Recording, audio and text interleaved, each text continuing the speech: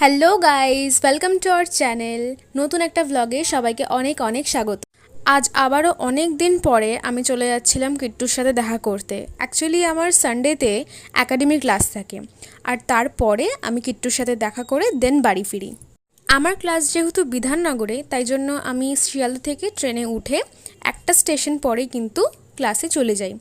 দেখতেই পাচ্ছ এখন যা গরম পড়েছে, কিছুক্ষণের জন্য বাইরে বেরোনো মানে ঘেমে একদম চান। আমি আমার একাডেমিক ক্লাস করে বিকেলবেলা 5টা সাড়ে 5টা নাগাদ করে কিট্টুর সাথে চলে গেছিলাম শ্যামনগর থেকে একটুখানি দূরে বাসুদেবপুর রোডে চায়ের ধাবা বলে একটা সুন্দর জায়গায়। এই চায়ের ধাবা কিন্তু দুপুরবেলা 3টে থেকে ওপেন হয়ে যায়। এখানকার অ্যাম্বিয়েন্স এতটাই সুন্দর যে আমার যেতে খুবই ভালো লাগে। তোমরাও চাইলে কিন্তু এখানটায় ভিজিট করতে পারো তোমার ফ্রেন্ড অথবা নিজেদের ফ্যামিলি মেম্বারদের সাথে। কি যে ভাবে সারাদিন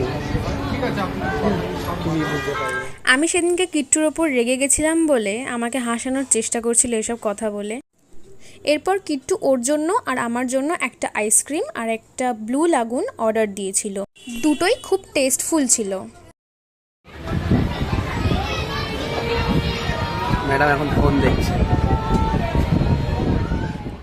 জাস্ট সি, আমাকে বললো যে ইনস্টাগ্রামে একটা ফিল্টার বার করো, দেন আমরা দুজন সেলফি তুলবো। সেখানে এখন বলে দিল যে আমি নাকি ফোন ঘাঁটছি। আদতে আমি ফোন ঘাঁটছিলাম না, but by the way guys, জায়গাটা দেখো, খুব সুন্দর একটা জায়গা। এখানে কিন্তু তোমরা চাইলে শীতকালে পিকনিকও করতে পারো, আর চাইলে কিন্তু এখানে বার্থডে সেলিব্রেশনও করতে পারো। তার জন্য তোমাদের আগে থেকে ওখানে জায়গা বুকিং করে রাখতে হবে, আর মিনিমাম কতজন তোমাদেরকে অ্যালাউ করবে সেটাও জেনে নিতে হবে।